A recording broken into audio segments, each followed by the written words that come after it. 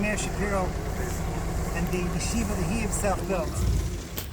It's something that boggles the mind to understand what it means, the evil of Yamach Shemam, the children of Amalek.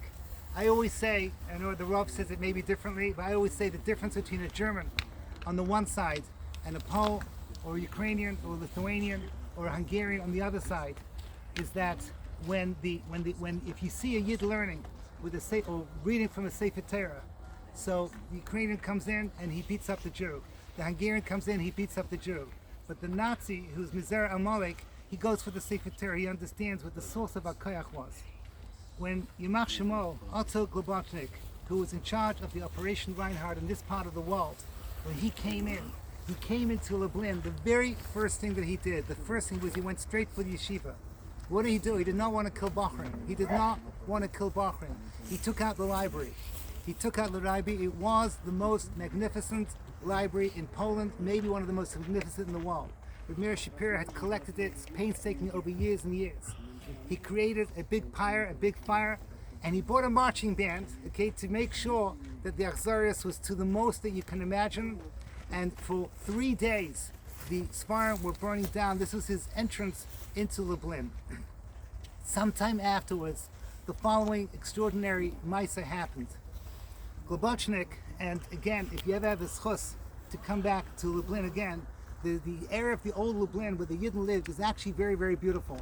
And there's a palace which was the SS headquarters. And behind the palace was like an area, I guess like a football field, an area of maybe a migrash, as they say in Hebrew.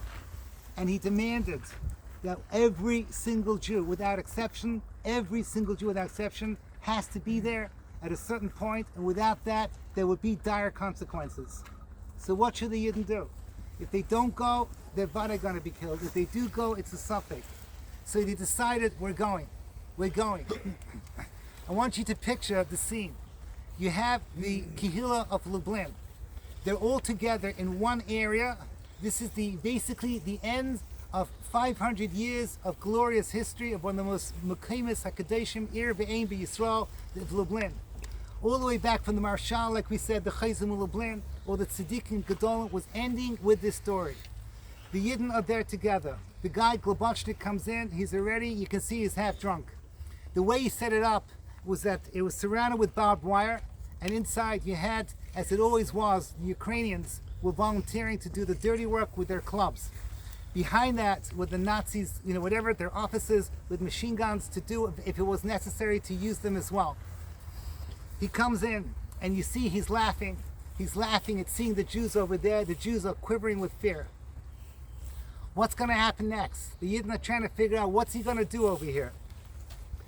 And he says the craziest thing. He says, Jews, I hear you love music. I want to hear you sing. So they look at each other and say, well, what is going on over here? This doesn't make any sense. What do you mean sing? What do you mean sing? And he starts screaming, I command that you start singing now. Sing one of your Jewish songs. I want to hear you sing. So what are they going to do? So one Yid realizes that something has to be done, but he doesn't have the guts to begin. At that moment then, something crazy happens. Not yet. Something crazy happens. The Globotnik, he flicks his fingers, and the Ukrainians come surging in, pushing everyone back. Everyone gets smashed into this barbed wire. People are bleeding, people are being hit, and then he snaps his finger again, everything stops. And this time, he says, I'm giving you a last chance. You go and you sing, or I'm going to kill all of you right here, right now. So the Yid steps forward. It happens to be that this song is a song, it took me years to realize it's actually a well-known Yiddish song. And the words of the song is basically, this is not my strong point, Lama zich iberbeiten of Shemayim. We are being reconciled with our fate. So the tune goes like this. Lama zich, iberbeiten, ovini shebashomayim. Lama zich, Iberbeten, Iberbeten, sei schon deine Wette mekayem. לא מזך בבית ויני שבשמיים לא מזך בבית ויני במקיים לא מזך בבית לא מזך בבית sei schon deine Wette This was the song that they sang.